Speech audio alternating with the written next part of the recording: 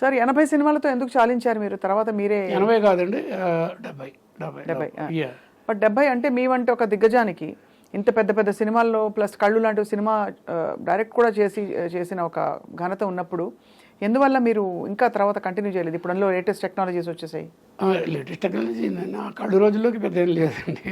ఇప్పుడు నేను డైరెక్టర్ అవడం ఒకటి పెద్ద దెబ్బ కొట్టింది నాకు. మంచి పీక్ పీరియడ్లో ఉన్నప్పుడు రామానాయుడు గారి దగ్గరికి వెళ్ళి, సార్ కళ్ళు స్క్రిప్ట్ నాకు ఇవ్వండి అని అంటే, ఆయన కొన్నారని చెప్పాను కదా, ఆంధ్ర అదే కళ్ళు నాటికని 3 వెర్షన్స్ రెడీ చేసి పెట్టారు. వల్లిమూడి మారుతిరావు గారు స్క్రిప్టింగ్ చేసి, తాతినేని రామారావు గారి డైరెక్షన్లో 25 years ఆఫ్ సురేష్ ప్రొడక్షన్ చేయాలని పెట్టుకున్న రఘు అన్నారు. నాకు చేయలేదు ఆయన. అది నాకు ఫైల్ అడిగితే, రఘు మంచి రైజ్లో ఉన్న సితార, అన్వేషణ, ఇప్పుడు ఈ సంవత్సరం వచ్చిన ఇది స్వాతిముత్యం, సిరివెన్నెల, ఇప్పుడు నువ్వు రిస్క్ చేస్తున్నావు డైరెక్షన్, ఈ సబ్జెక్ట్ ఎందుకు, ఇలాంటి సబ్జెక్ట్ రిస్క్ అంటే, లేదు సార్ నేను డెసిషన్ తీసేసుకున్నాను, మైండ్ సెట్ అయిపోయింది, నాకు ఇచ్చేయండి అని తీసుకున్నా. అప్పుడు నా ఉద్దేశం ఏంటంటే, నేను అప్పుడున్న దిగ్గజాల మధ్యలో నిలబడలేరు నాకు తెలుసు. రాఘవేంద్రరావు గారు, బాపు గారు, విశ్వనాథ్ గారు, బాలచంద్ర గారు, ఇటు పక్క రామ్ గోపాల్ వర్మ అప్పుడు రాలేదనుకుంటాను, కోదండ రామరెడ్డి గారు, ఇలాంటి వాళ్ళ మధ్యలో నేను పోటీ పడి వాళ్ళతో నెగ్గగలను. నేను దట్టు జనరల్గా ఏంటంటే డైరెక్షన్ డిపార్ట్మెంట్ వాళ్ళు డైరెక్షన్ చేస్తే ఒప్పుకుంటారు, అసిస్టెంట్ నుంచి అసోసియేట్ని కూడా వీళ్ళు, ఇంకో డిపార్ట్మెంట్ వాళ్ళు వస్తే ఎత్తుకుతారు, వాళ్ళ పనులు చేసుకోవచ్చు కదా, ఎందుకు డైరెక్షన్ అని. అలాగే చాలా జరుగుతాయి. అందుకని ఇది అయితే నేను ఇంకోళ్ళు వాళ్ళు చేయలేరు. కళ్ళులాంటి సినిమా నేను చెప్పిన మహామౌలు వాళ్ళు ఉన్నారు కదా, వాళ్ళు చేయలేరు, నా వల్లే అవుతుంది. ఇది నాకు స్పెషల్ ఒక మార్గం టు గ్రాప్ ది అటెన్షన్ అది సినిమా ప్రేక్షకులు తెలుగు అని చెప్పి రిస్క్ చేశా. ఈ సినిమా నాకు పేరు తెచ్చేసింది. మిడ్ నైట్ ఎంవి రఘు బికేం కళ్ళు రఘు, మీకు తెలుసు. అవునవును, కళ్ళు రఘు అంటారు. నా ఆర్టిస్ట్ కళ్ళు చిదంబరం అని వాళ్ళే నీళ్ళు వచ్చేసి. అవును, కళ్ళు చిదంబరం. కానీ నాకు సినిమాలు రావడం తగ్గిపోయినాయి, కెమెరాగా తగ్గిపోయినాయి, డైరెక్షన్కి రాలే. అదేలా సార్, అది అన్యాయం కదా. ఒకటే అంటే వింటాం కదా కొంతమంది చెప్పేది, రఘు సినిమా అవార్డులు తెచ్చే సినిమాలు ప్రొడ్యూసర్లకు ఎందుకు? కానీ మీరు అవి తీయలేరని కాదు కదా, ఇవి తీశారు, బట్ అవి తీయలేరని కాదు కదా. కదా ఆ సందర్భంలో నాకు రెండో సినిమా ఒకటి వచ్చింది, ఆర్తనాదం, రాజశేఖర్ గారు హీరోగా.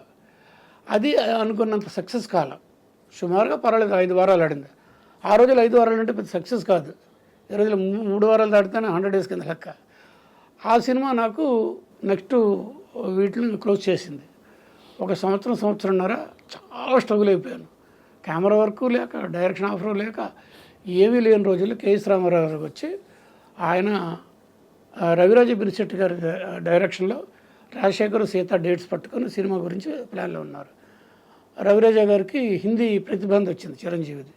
అతను రిక్వెస్ట్ చేసి అటు స్కిప్ అయ్యాడు, డేట్లు గాళ్ళే ఉన్నాయి. రఘు నువ్వు ఒక క్రైమ్ సినిమా గురించి చెప్పావు కదా, ఆ సబ్జెక్టు నువ్వు చెయ్యి అని నా చేతిలో పెట్టారు. అది ఆర్తనాదం. అది సుమారుగా ఆడింది. దాంతో ఏంటంటే రఘు ఆర్ట్ ఫిల్మ్స్ లాంటివి బాగా చేస్తాడు, కానీ కమర్షియల్ ప్రొడ్యూసర్ ఎక్స్పెక్ట్ చేసేది కమర్షియల్ సక్సెస్. ఆ విషయంలో ఏమో అని చెప్పి అని అనుకున్నారని నేను విన్నా. సో అప్పుడు మీరు అన్ని సినిమాలు చేస్తున్నప్పుడు బిజీగా ఉన్నప్పుడు ఫేడ్ అవుట్ అయ్యి మిగతా వాళ్ళు ఎవరో వచ్చి ఉంటారు కదా, అప్పుడు ఎవరు వచ్చారు మీ ప్లేస్లో? అంటే మీ ప్లేస్లో అంటే ఇంకా సినిమాలు చేయడానికి అంటే కెమెరామెన్ అండి. ఆ కెమెరామెన్ కదా సార్, చాలా ఎందుకంటే అప్పుడు తర్వాత విశ్వనాథ్ గారు కూడా చాలా సినిమాలు చేశారు కదా సార్, ఆయన కూడా ఇదే ఆలోచనతో వద్దనుకున్నారా, లేకపోతే మీరు బిజీగా ఉన్నారు ఇతరత్ర దీనిలో అనుకున్నారా, కొత్త వాళ్ళని ట్రై చేద్దామన్నా? సినిమాల తర్వాత నేను ఇటుపక్క మళ్ళీ వంశీతో బిజీగా ఉన్నా. కళ్ళు, ఆ తర్వాత ఆర్తనాదం, ఇలాగా. సో గ్యాప్ వచ్చింది. సో అలాగా డిఫరెంట్ ఇంకో కొన్ని వేరే మ్యాటర్స్ కూడా కొన్ని ఉంటాయి. నా మీద ఇంకో రకంగా చెప్పిన ప్రొడ్యూసర్ వాళ్ళు కూడా నేను కొంచెం మైనస్ అయ్యాను. అవునా సార్? అయ్యో, చిన్నవి అవి కాంట్రవర్షియల్. అది ఏమిటి సార్, అంటే వారిని మీరు తగినంతగా వారికి గుర్తులేదనా, లేకపోతే ఏదో నా అసిస్టెంట్స్ ప్రొడక్షన్ దగ్గర టిఫిన్ లేదని ఏదో గొడవ పెట్టారని అది నా మీద తిరిగింది. టిఫిన్ చేయదని ప్రొడక్షన్ కాదు కదా, షూటింగ్ 6 గంటలకి షూటింగ్ చేయాలి, 5 గంటల వరకు చేసాము, టిఫిన్ చేసి రావాలి. మా అసిస్టెంట్స్ అందరూ వెళ్ళే టైంకి టిఫిన్ లేదు. అది కొంచెం నా అసిస్టెంట్ ఒక అతను చిరాకు పడ్డాడు, కొంచెం పెద్దదైంది. అదేమైంది, రఘు టీము గొడవ పెట్టుకున్నారు. చాలా దురదృష్టం చిన్న చిన్న ఉంటాయి, చిన్న చిన్న ఉంటాయండి. చిన్నవైనా సార్ మీకు పెద్ద మార్కే కదా సార్. అంటే ఈ పాటికి దగ్గర మీకుండే అనుభవానికి మీకుండే ప్యాషన్కి 70 సినిమాలు బహుశా 150 సినిమాలు అయినా అయ్యేవా ఈజీగా కంటిన్యూ చేస్తుంటే మీరు ఫుల్ ఫ్లెడ్జ్గా. సో అప్పుడు మీ మనసుకి ఏం చెప్పుకున్నారు? రావట్లేదు సినిమాలు, మీ తప్పు పెద్దగా లేదు, మీకు కొంచెం ఉంటే గింటే మీకు యాటిట్యూడ్ ఉందని, లేకపోతే మీరు డామినేట్ చేస్తారని అనొచ్చు తప్ప, అంటే అప్పట్లో అది కూడా ఎందుకు మీకుండే పట్టు వల్ల మీ సబ్జెక్ట్ మీద, అంతకు మించి మిమ్మల్ని అనడానికి ఏమీ లేదు. మరి బాధ వేసి ఉంటుంది కదా సార్ ఆ టైంలో? వేసి ఉంటుంది, కానీ ఇదేంటంటే నాకు దేవుడు ఇదే ఇచ్చాడు అంతే, సింపుల్ వేస్తాడు. విశ్వనాథ్ గారితో 2 సినిమాలు చేయమని 2 వరాలు ఇచ్చిన మనిషిని, థ్యాంక్స్ చెప్పిన మనిషిని అతను ఇన్నే ఇచ్చాడు. That's it. ఏది ఇచ్చాడో తీసుకో, సరిపెట్టుకున్నారు, టేక్ యాజ్ ద కాదు అంతే. అయితే నాకు అదృష్టం ఏంటంటే, అంటే నేను చేసిన ఇప్పటికీ రిగ్రెట్ అని అన్ను. ఎందుకు డైరెక్ట్ చేయాలయ్యా నువ్వు? కెమెరా చేసుకుంటే వెళ్ళిపోయేది కదా లైను, నువ్వు డైరెక్షన్ చేసుకొని నీ ఉంటా నువ్వే తవ్వుకుని అన్నారు.